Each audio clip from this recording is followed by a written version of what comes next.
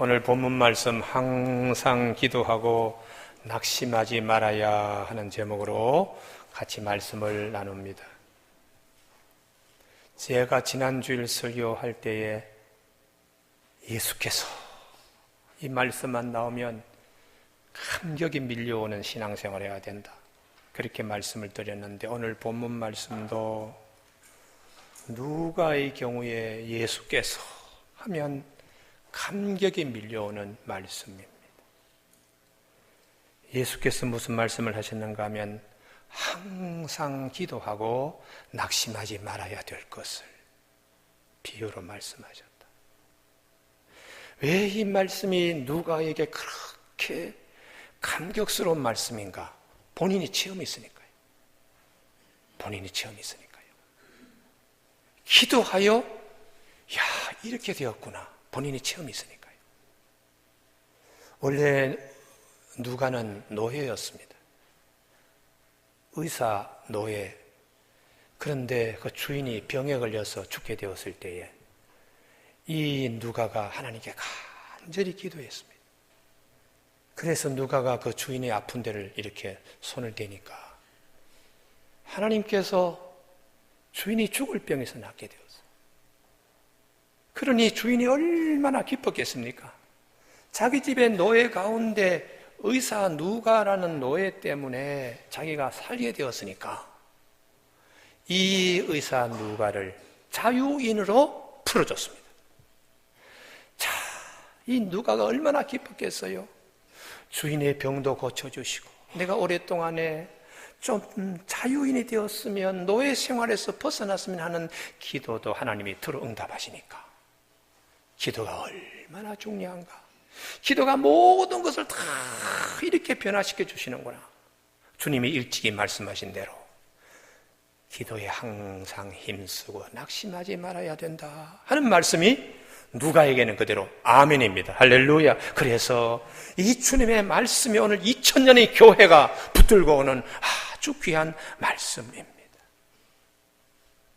세상에 바뀔 수 있는 것 두 가지가 있는데, 하나는 말씀입니다. 하나님의 말씀이 거기에 떨어지면 말씀대로 이루어지는 축복의 역사가 있어요. 그래서 하나님의 말씀이 모든 것을 다 변화시킨다는 거예요. 하나님의 말씀. 태초에 말씀이 계셨다. 그 말씀이 오늘 모든 것을 다 있게 하셨다는 것이죠. 우리 성경에 보면 베드로가 있습니다. 베드로 갈릴리 바다의 어부였는데 그가 바뀌게 된 것은 주님의 말씀 때문이에요. 빈 배에 고기 한 마리 잡지 못한 베드로가 주님의 말씀에 의지하여 깊은 데 가서 금을 내리시오 말씀에 순종했더니 그 배에 2배 가득 찬 역사가 있었습니다.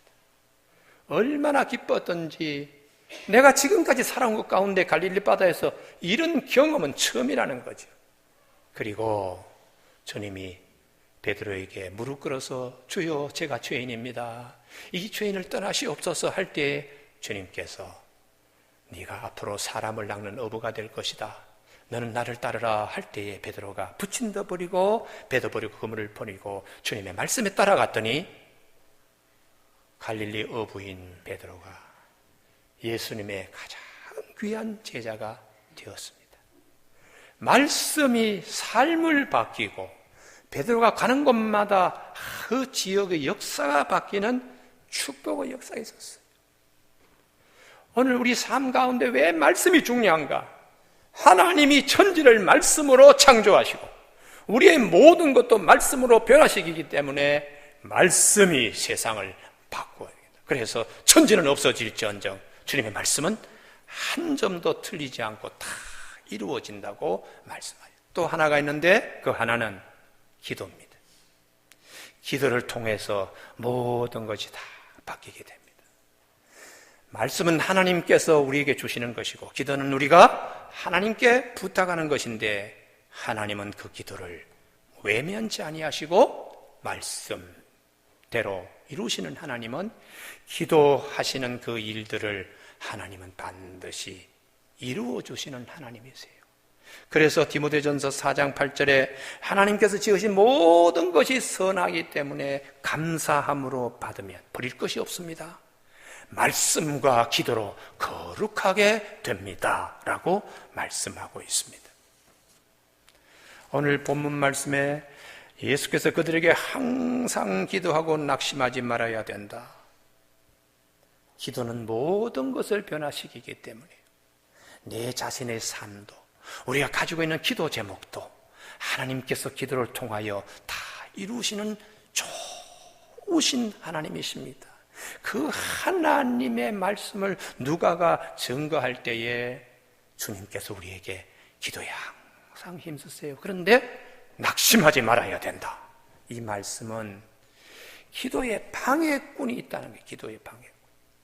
말씀에도 방해꾼이 있습니다. 말씀을 던졌는데 자라지 못하도록 가시떨기가 그 자라는 기운을 뺏어버리고, 가라지가 떨어져서 알곡 맺는 거 섞여가지고 농사하는 추수꾼의 추수를 방해하는, 말씀의 방해도 가라지하고 가시떨기가 있듯이 기도의 방해도 두 가지가 있어요. 하나는 의심이고 하나는 낙심입니다. 기도를 일생 했던 낙타의 무릎같이 바뀐 야고보가 우리가 얻지 못한 것은 구하지 아니하기 때문입니다. 그런데 기도할 때 방해꾼이 있습니다. 의심입니다. 오직 믿음으로 구하고 조금도 의심하지 말라. 의심하는 자는 마치 바람에 밀려 바다 물결 요동하는 바다 물결 같다. 이런 사람 무엇이든 죽게 얻을 생각을 하지 말라. 두 마음을 품어 모든 일에 정함이 없다고. 의심이 이게 방해꾼이에요. 자, 하나님, 내가 이렇게 지금 기도하는데 이게 이루어질까 이루어지지 않을까. 의심은 기도 이루어지는데 방해꾼이에요. 자, 여기 앞을 보시면 이 물건이 있습니다. 이 물건이 정말 좋은 것입니다. 이걸 내가 신뢰할 때에 내 지갑에서 돈을 지불하고 내 것이 됩니다. 그런데 이 물건이 글쎄 좋은 걸까 아닐까 의심하면, 아무리 죽을 사람을 살리는 약이라도 의심하면 내 지갑을 열지 않고 내 것이 되지 못하고 이 약의 가장 귀한 것을 누릴 수 없어요. 의심이라는 것이 신뢰관계에 가장 깨는, 하나님과 우리 사이에도 기도하면서 하나님이 일 좀 해주세요 하고 기도하는데 의심이, 마귀가 의심을 던져요. 가라지 던지듯이. 그러면 그 기도는 이루어지지 않는다. 왜? 신뢰관계가 깨지기 때문에. 하나님을 내가 믿는 것처럼 하다가 믿지 않는 신뢰가 깨지기 때문에요. 그래서 의심을 이걸 물리쳐야 합니다. 두 번째에 오늘 본문 말씀에 낙심이 기도 방해꾼입니다. 이 낙심이 들면 기도 힘을 다 빼기 때문에 탈진해서 더 이상 기도 나가지 못하게 해요. 우리가 기도 잘한 엘리야가 있는데 그의 기도는 의인의 간구가 되어서 역사하는 힘이 컸습니다. 그가 기도하지 아니하면 비가 오지 않고 그가 기도하면 비가 올 정도로 참 믿음의 기도 역사하는 힘이 컸는데, 그런 엘리야도 낙심의 덫에 탁 걸렸어요. 열왕기상 19장에 보면 이 이세벨과 아합이 엘리야를 죽이려고 하니까 갑자기 그냥 두려운 마음으로 기도끈을 놓고 낙심해가지고 하룻길을 걸어 들어가서 로뎀나무 아래에서 하나님, 나 생명 좀 데려가십시오. 내가 이전에 우리 조상보다 더 나은 게 뭐가 있습니까? 하고는 쿨쿨 잠잤습니다.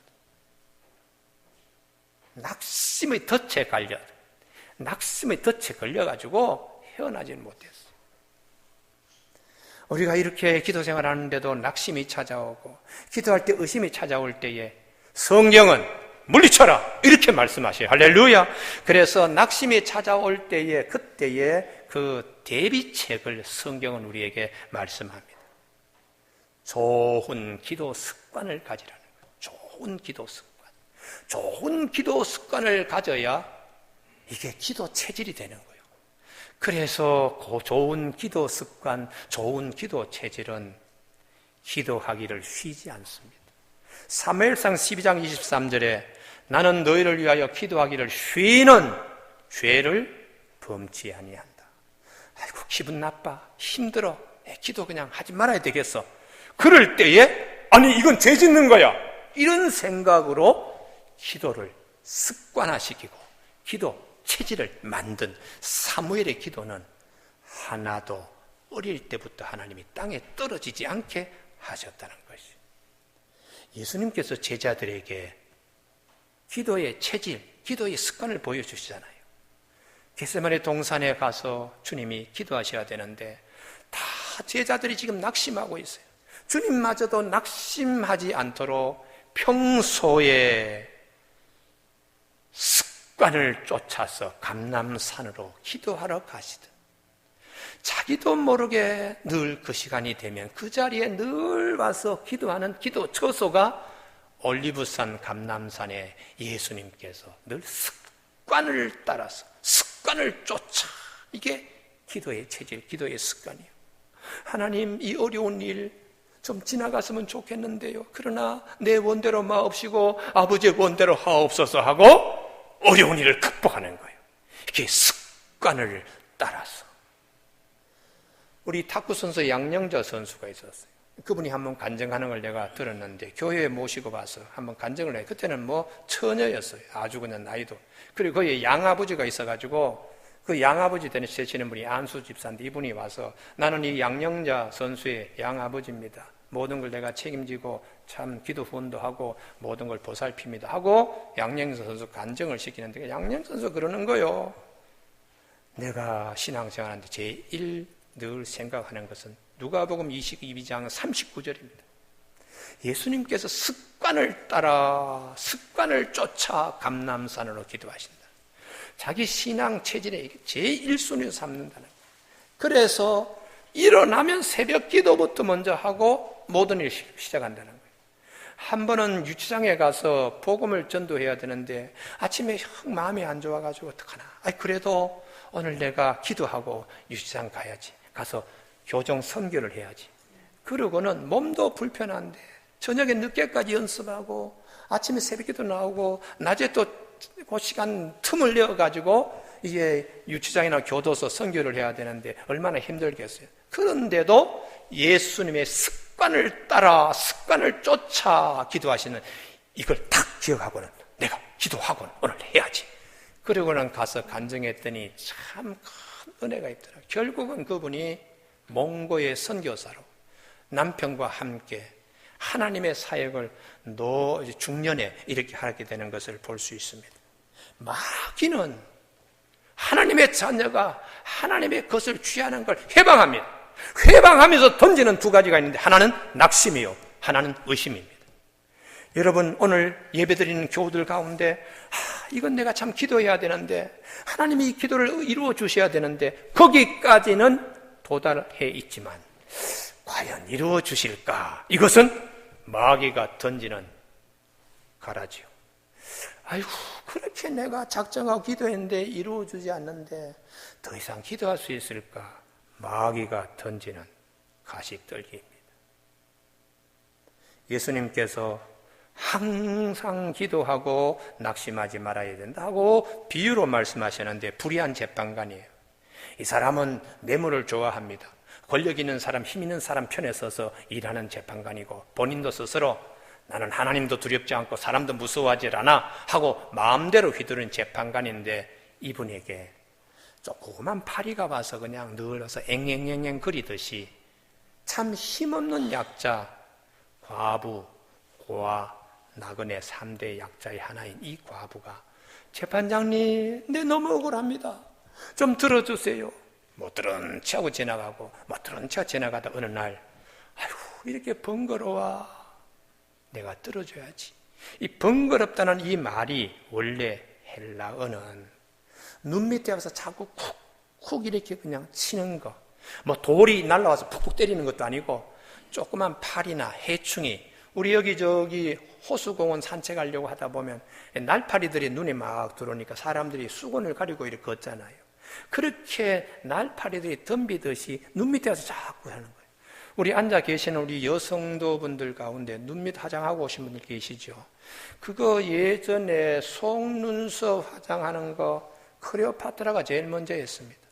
애굽에는 이 째째파리가 너무 많이 다니니까 사람의 눈 밑에 와서 자꾸 붓고 눈물을 자꾸 뜯어먹고 막 이러니까 이 클레오파트라가 이 해충을 쫓으려고, 째째파리를 쫓으려고 눈 밑에다가 짙게 이렇게 화장을 한 거예요. 그래서 그때부터 속눈썹 화장이 시작된 겁니다. 여러분 아멘을 좀 하십시오. 예.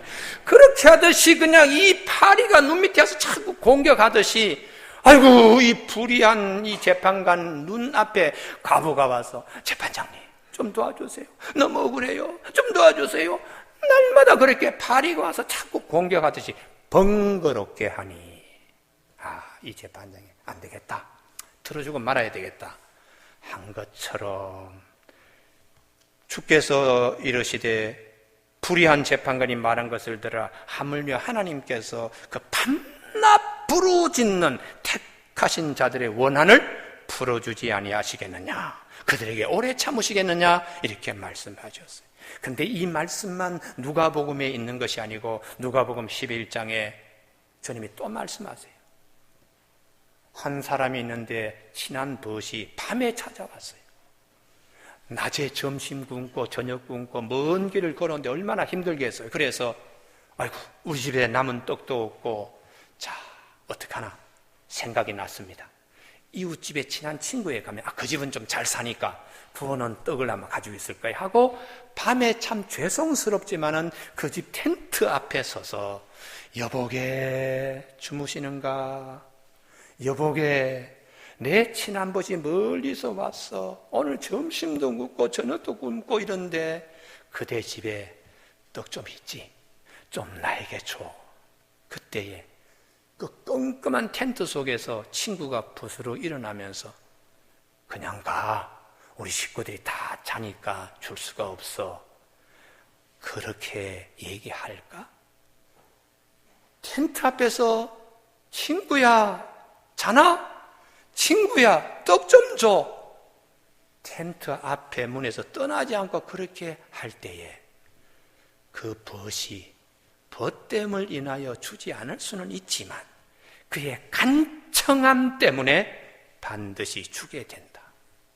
그러므로 구하라, 찾으라, 문을 두드리라, 문을 두드린 자에게 열릴 것이라고 말씀하시면서, 아들이 생선 좀 주세요 아버지 할 때에, 아니 뱀을 주겠는가, 또 떡을 좀 주세요 할 때에 다른 것을 주겠는가, 돌을 주겠는가, 하물며 악한 아비라도 자식에게 좋은 것을 줄 줄 알거든 하물며 하늘에 계신 하나님 아버지께서 우리에게 좋은 것, 특별히 성령을 주시지 않겠느냐 하고 누가복음 11장에서 말씀하고 있습니다.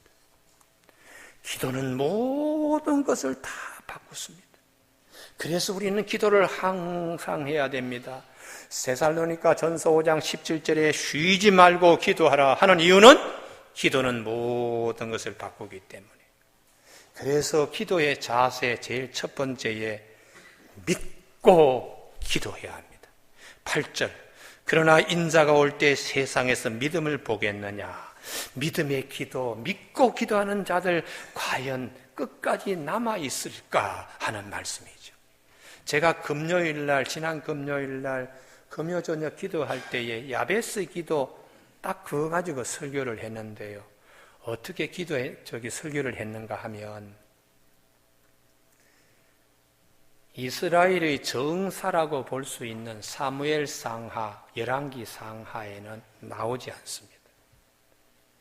나중에 바벨론 포로로 잡혀가서 우리가 왜 이렇게 망했나, 망한 이유가 어딨나 하고 살펴보면서 우리 후손들에게는 좋은 신앙의 유전자만, 좋은 신앙의 유산만을 물려줘야 되겠다 하고 역사를 다시 재조명해서 쓴 책이 역대상, 역대하입니다. 야베스의 기도는 역대상에만 나오는 딱 한 번 나오는 기도입니다. 왜 이 기도를 주목해야 하는가? 바벨론 포로로 돌아와서 보니까 그냥 성도 무너지고 성전도 회파되고 그리고 황무지 다시 시작해야 돼요. 그때에 누구를 우리가 주목해야 되나? 야베스를 주목해야 돼요. 야베스는 가지고 있는 것이 아무것도 없어요. 그에게 유일하게 있다면 기도밖에 없습니다. 야베스 4장 9절에 야베스는 그의 형제들보다 아주 귀중하고 존귀한 자로 하나님이 예정해 두셨는데 어머니는 이런 예정을 모르고 아이고 네가 왜 태어났어 힘들게 천덕꾸러기라는 이름으로 야베스라고 이름을 붙여줬어요. 그런데 이 야베스는 내가 그렇게 지금 어려운 처지에 있고 참 힘든 처지에 있지만 하나님께 기도하면 하나님 이루어주시오 하는 믿음을 가지고 하나님께 딱 2가지만 기도합니다. 주께 해서 내게 복을 주시려거든 나의 지경을 넓혀 주시고, 여러분 여기 아멘은 좀 있으시기 바랍니다. 하나님 저 기도가 나의 기도가 되게 하여 주시고 우리 집안의 기도가 되게 하여 주시옵소서. 구멍가게가 슈퍼마켓으로 바뀌고 슈퍼마켓이 체인점을 갖는 기업으로 발전하게 해 주시옵소서. 그런 마음으로 여러분들이 들으셔야 됩니다. 야베스는 그렇게 기도했어요. 주님, 주께서 내게 복을 주시려면 나의 지역을 넓혀 주옵시고 또 주께서 주의 손으로 나의 근심 걱정 환난에서 벗어나게 하여 주시옵소서. 늘 불안해, 늘 초조해, 결제할 시간만 되면 늘 그냥 아이고 이걸 어떻게 막아 이렇게 그냥 늘 쫓기면서 살던 그런 가운데서도 하나님께 기도를 놓치지 않았어요. 그랬더니 하나님께서 야베스가 기도한 대로 다 허락하셨더라. 할렐루야. 이 부분이 굉장히 중요해요. 상황은 매일 쫓깁니다. 매일 힘듭니다. 매일 마음이 불안해. 기도를 통하여 하나님이 담대한 자가 되도록 체질과 기질을 바꿔주셨어요. 이스라엘 백성들이 바벨론 포로에서 돌아와서 다시 새롭게 시작할 때에 우리가 누구를 주목해야 되나? 야베스 할아버지, 그 기도해서 삶을 바뀐 야베스 할아버지를 기억해야지. 그래서 역대상 4장 9절에서 10절 말씀, 신약 성경에 베드로가 옥에 갇혔지요. 그때 예루살렘 교회가 믿고 기도했습니다.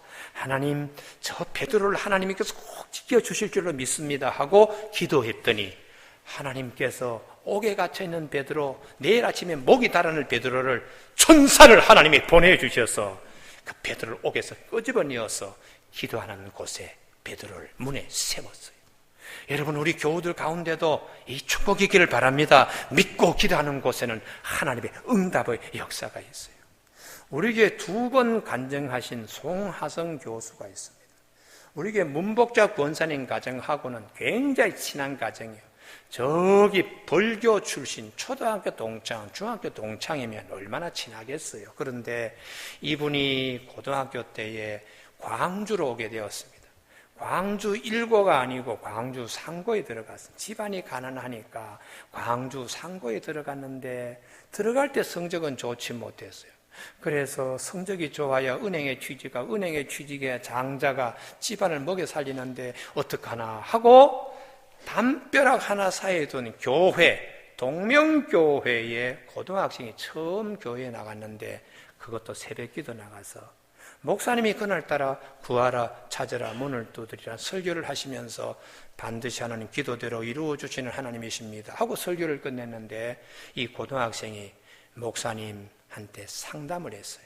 목사님, 정말 기도하는 대로 하나님이 이루어주십니까? 이루어주시지. 공부 못하는데도 공부 잘하게 하나님이 해주십니까? 해주시지. 매일 아침에 새벽에 와서 기도해봐. 하나님이 매일 아침에 그 머리에다가 기름 붓듯이 자꾸 지혜를 부어주셔. 이 말씀에 이 송하성 교수가 그날부터 새벽 기도했어요. 고등학교 1학년 때는 성적이 좋지만 2학년 때 올라가서는 전체 1등, 졸업할 때는 전교 1등으로 졸업해서 서울에 올라갔어요.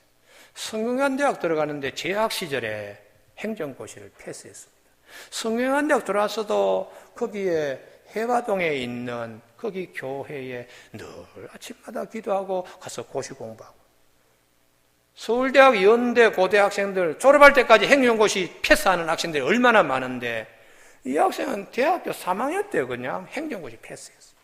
그래서 고향에 내려가서 동생들을 다 불러 모았어요. 내가 지금 보니까 하나님께 기도하니까 다 바뀌더라 하고 둘째 동생, 셋째, 넷째에게 붙들고 제일 마지가 사정을 한 겁니다. 새벽에 꼭 교회 가서 기도하면 하나님이 문을 열어주시더라.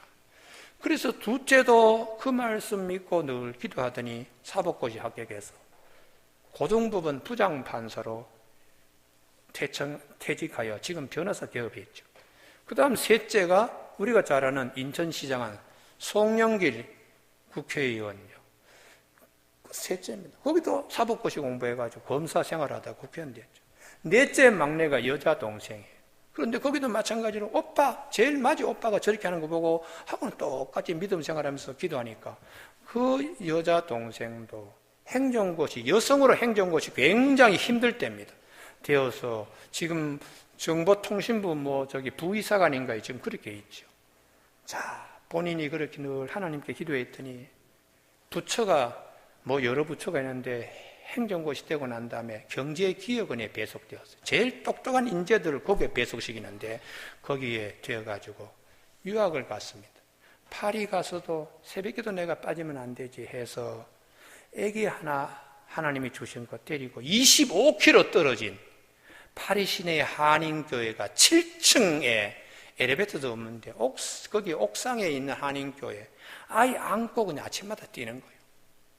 그런데 그 아이가 몇 해 전에 사법고시 합격해서 사법연수원 졸업할 때 2등으로 졸업해가지고 연수 마치고 난 다음에 지금 바로 서울지방법원 판사로 임용되었다고 저한테 와서 인사를 시키더라고요. 여러분, 한 가정의 변화가 송하성이라는 고등학교 한 학생이 기도하면 하나님이 이루어 주시는구나, 할렐루야, 이 체험 하나가 그 가정의 모든 걸 다 바꿔놓는 거예요. 그래서 기도는 모든 것을 다 바꿔놓는다.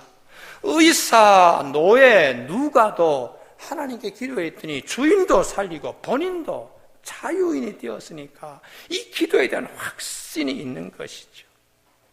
마태복음 21장 22절에 너희가 기도할 때에 무엇이니 믿고 구하는 것은 다 받으리라.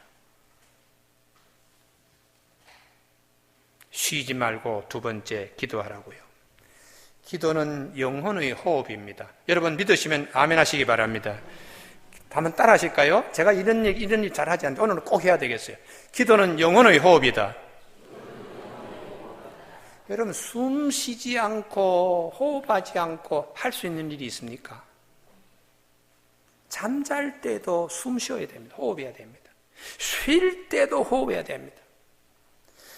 호흡하지 않고 아무 일도 할 수 없듯이 기도는 영혼의 호흡이기 때문에 기도하지 않고는 아무것도 할 수가 없다. 기도하지 않고.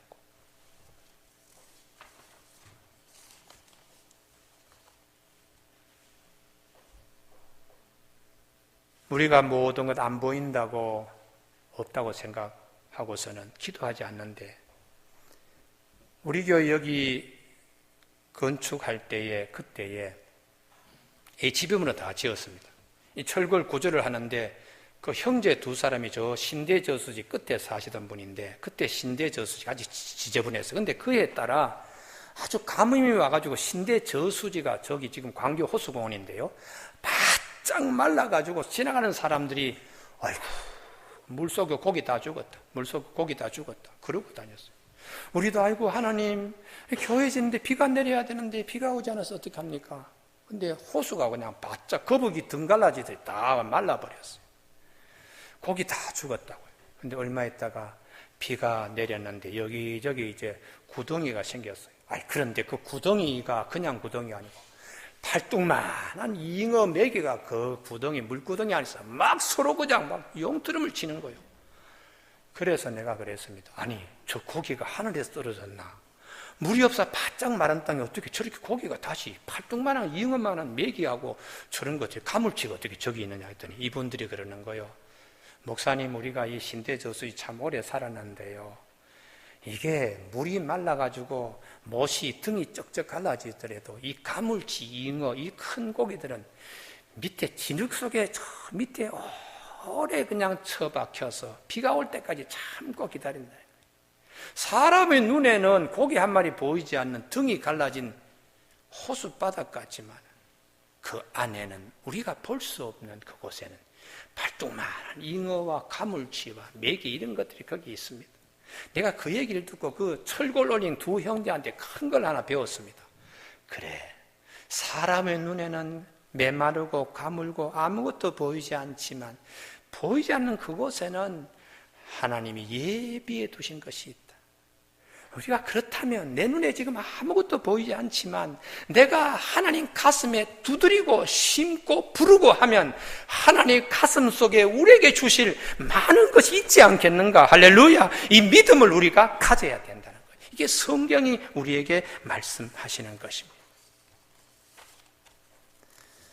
악한 재판관이라도 자꾸 두드리니까 가슴에 조금 남아있는 양심에 의해서 아이고 도와줘야 되겠다. 그런데 선하신 하나님의 가슴에는 얼마나 많은 것을 가지고 계실까요? 하물며 하나님께서 그 밤낮 부르짖는 택하신 자들의 원한을 풀어주지 아니하시겠느냐. 에베소 6장 18절 모든 기도와 간구를 하되 항상 성령 안에서 기도하고 이를 위하여 깨어 구하기를 항상 힘쓰라. 제가 예전에 서울 강남에서 상가에서 교인들도 많지 않고 참 어려운 환경에서 대학 교수직 버리고 거기에 담임으로 갔는데 7년 동안에 지금은 우리 교회 최 집사님 계시기 때문에 사찰이 있잖아요. 제가 사찰 겸 다 했습니다. 마대를 가지고 화장실에 가서 빨아가지고 복도, 예배실, 식당 제가 다 밀고 7년 동안 밀고 다니면서 한 가지 기도했습니다. 창문 저 밖에 보면 충현교회 종탑이 보입니다. 화강암으로 잘 되어 있습니다.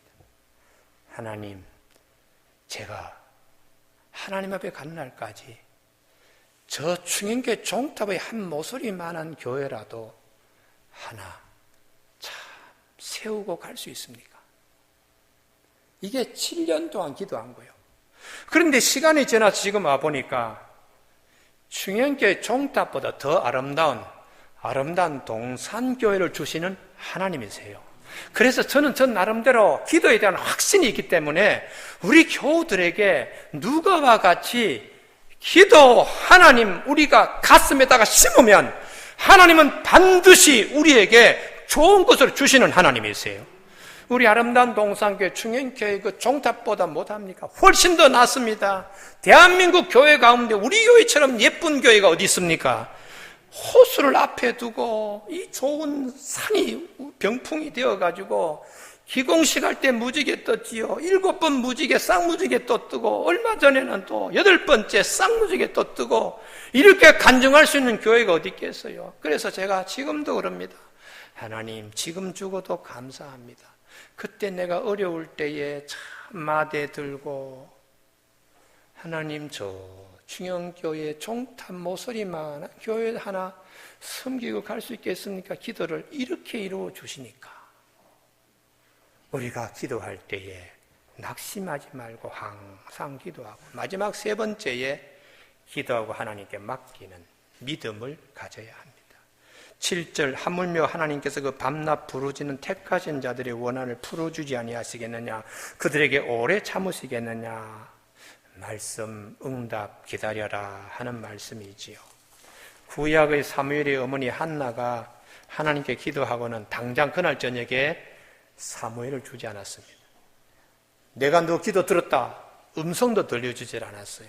그러나 한나는 하나님께 기도하고 맡겼더니 하나님이 기억하시고 생각하시고 때가 이름의 아들을 낳아 하나님의 때에 하나님의 아들 사무엘을 주셨습니다.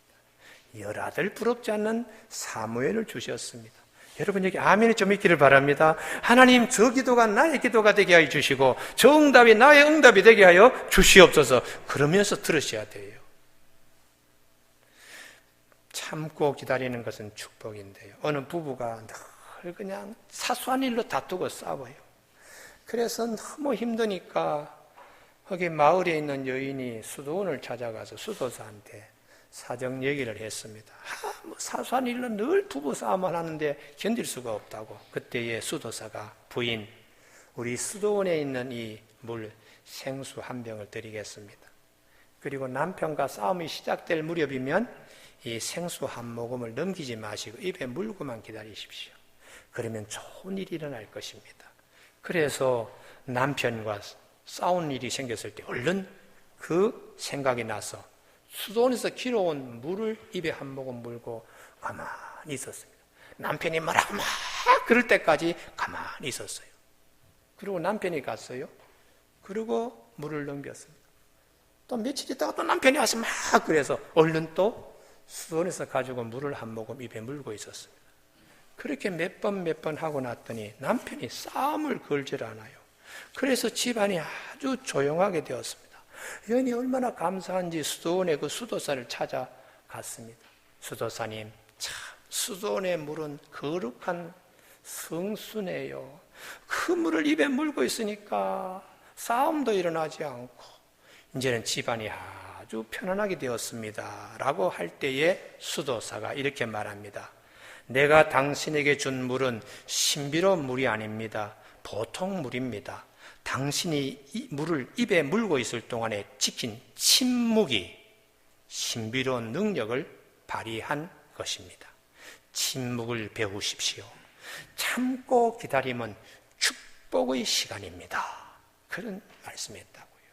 우리가 하나님께 기도하고 하나님 내가 이만큼 기도했는데 이루어주지 않고 하고 원망 불평 그것까지도 참 하나님께 맡기면 하나님은 좋은 것으로 주십니다. 그래서 야고보 사도가 기도 많이 하고 낙타 무릎같이 된 그 야고보 사도가 형제들아 주께서 강림하시기까지 길이 참으라. 보라 농부가 땅에서 나는 귀한 열매를 바라고 길이 참아 이른 비와 늦은 비를 기다리나니 너희도 길이 참고 마음을 굳건하게 하라.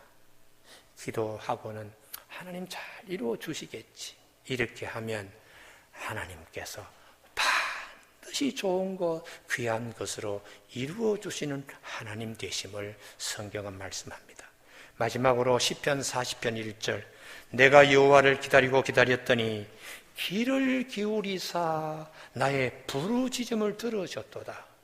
나를 기가 막힐 웅덩이와 수렁에서 끌어올리시고 내 발을 반석 위에 두사 내 걸음을 견고하게 하셨도다.